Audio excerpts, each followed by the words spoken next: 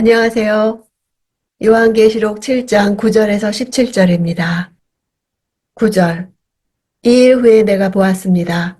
모든 나라와 민족과 백성과 언어에서 나온 아무도 셀 수 없는 큰 무리가 흰옷을 입고 손에 종려나무 가지들을 들고 보좌 앞과 어린 양 앞에 서서 큰 무리는 14만 4천 명의 성전 참여로 인해 열방에서 주께 돌아오는 구원받은 무리들입니다.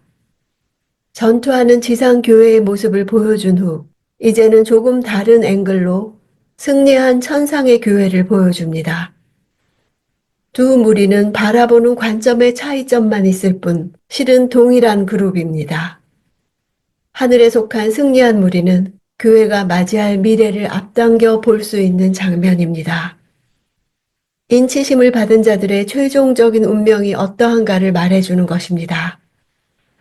모든 나라와 민족과 백성과 언어에서 나온 무리는 단순히 이스라엘만이 아니라 민족적, 인종적, 문화적으로 다른 열국이 하나님 나라에 참여하는 광경을 드러내는 것입니다. 구약의 아브라함을 통해 모든 민족이 복을 받을 것이라는 약속이 성취되는 장면입니다. 종려나무는 애굽 신화에 등장하는 불사조, 피닉스를 뜻합니다. 불사조란 뜻대로 부활을 상징합니다. 그래서 그리스도교 역시 예수 그리스도의 순환과 부활을 기념해 부활주일 그 전 주일을 종려주일로 지킵니다. 이는 물론 그리스도의 예루살렘 승리의 입성 때 사람들이 종려나무 가지들을 가지고 와서 환호한 것에서 기인하지만 그 속에는 승리와 부활 사상이 포함되었다고 볼 수 있는 것입니다. 또한 고대부터 승리를 상징하는 나무였습니다. 지상에서 전투하는 교회로서 승리한 교회는 이제 천상에서 보좌 앞과 어린 양 앞에 서 있습니다. 10절. 큰 소리로 외쳐 말했습니다. 구원은 보좌에 앉으신 우리 하나님과 어린 양께 속한 것입니다. 이미 고난과 핍박을 극복하고 승리하여 천상에 존재하는 하나님의 백성들이 찬양합니다. 그들이 보좌 앞에 서 있다는 것은 6장 17절에서 하나님의 진노 앞에 누가 견뎌낼 수 있겠는가에 대한 대답으로 지상의 어떤 유력한 존재도 진노의 날에 설 수 없는 반면 그러한 진노의 날에도 불구하고 설 수 있는 자들이 있음을 보여주고 있습니다. 요한은 지상의 모든 그리스도인들에게 진노의 날에 천상교회와 모든 천사들이 자리한 곳에 서도록 도전하는 것입니다. 12절. 말했습니다. 아멘. 찬송과 영광과 지혜와 감사와 존귀와 능력과 힘이 우리 하나님께 영원토록 있기를 빕니다. 아멘. 앞에 아멘은 셀 수 없는 큰 무리가 한 찬양에 화답한 것이며 두 번째 아멘은 하나님께 돌려드린 7가지 속성이 모두 하나님께 돌려드리기에 합당하다는 사실에 대한 인정이자 고백입니다. 그중 감사는 하나님의 구원 사역과 관련하여 너무나도 합당한 반응이 아닐 수 없습니다. 천상교회가 하나님의 궁극적 목적인 인간 구속의 완전한 실현을 의미한다는 점에서 천사들의 감사는 마땅합니다. 14절. 나는 그에게 대답했습니다. 내 주여 당신이 아십니다. 그때 그가 내게 말했습니다.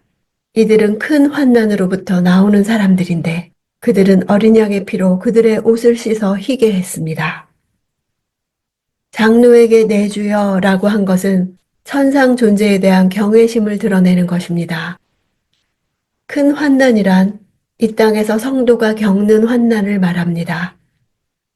즉 승리한 천상교회는 지상에서 순교적 정신으로 승리를 쟁취한 자들로서 예수 그리스도의 삶과 죽음을 고스란히 자신의 몸에 짊어진 자들입니다.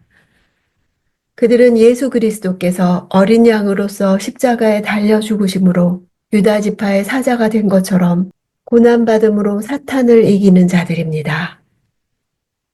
15절. 그래서 그들이 하나님의 보좌 앞에 있고 그분의 성전에서 밤낮으로 그분을 섬김으로 보좌에 앉으신 이가 그들 위에 거하실 것입니다. 여기에 성전은 하나님께서 거하시는 하늘을 뜻합니다. 계시록 21장에서 하나님과 어린 양이 그 성전이심이라 라고 기록함으로써 성전은 하나님의 임재 그 자체를 말합니다.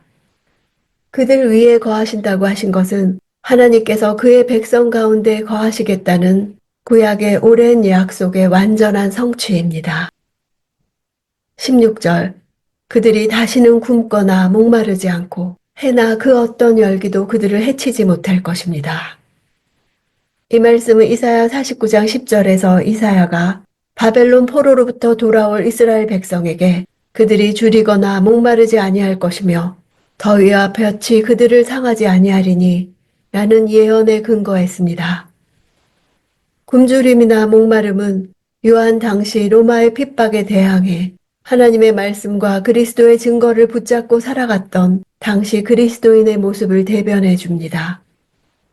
이것은 지상에서 전투하는 교회가 당면하고 있는 핍절한 상황을 회상시키는 동시에 이들이 환난을 통과하고 하늘 보좌 앞에 서게 되는 날, 그 모든 상황이 역전될 것임을 말해줍니다. 열기는 이스라엘 백성의 광야 생활을 쉽게 연상시킵니다. 열기라는 단어는 불에 타다 라는 동사에서 나온 단어로 고통스럽도록 뜨거운 열기를 뜻합니다. 과거 이스라엘 백성의 광야 생활 동안 역사하사 그들을 보호하셨던 하나님께서는 큰 환난에서 나와 하늘 성전에 입성한 셀 수 없는 하나님의 백성을 이전과 비교할 수 없을 정도로 완벽하게 보호하십니다. 17절 보좌 가운데 계신 어린 양이 그들의 목자가 돼 그들을 생명의 샘물로 인도하시고 하나님께서 그들의 눈에서 모든 눈물을 닦아주실 것입니다. 왜냐하면 이 앞에 있어서 하나님 백성이 굶거나 목마르지 않고 열기의 해를 입지 않을 이유를 나타내고 있습니다.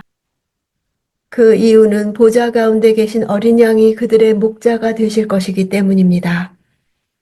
하늘 성전에서 모든 하나님의 백성이 하나님의 완벽한 보호를 경험하게 됩니다.